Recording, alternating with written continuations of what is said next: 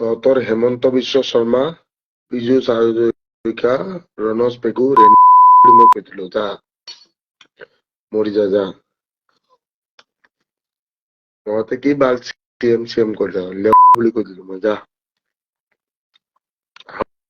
এটা কুত্তাৰ বাচ্চাই কৈছে চিএমক ৰেচপেক্ট কৰিব শিকিব লাগে। চিএম তোৰ বাপেৰে চিএম নেকি ৰে? হেমন্ত বিশ্ব শৰ্মা তোৰ মাটোক জন্ম দিছে নেকি? চিএম মই কৰিলো, ঘৰৰ পৰা উঠাই দেখা দে।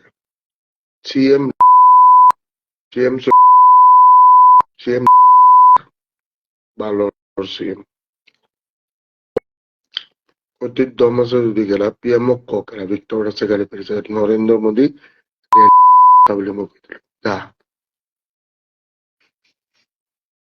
তোক ঘৰৰ পৰা উঠাই দিম।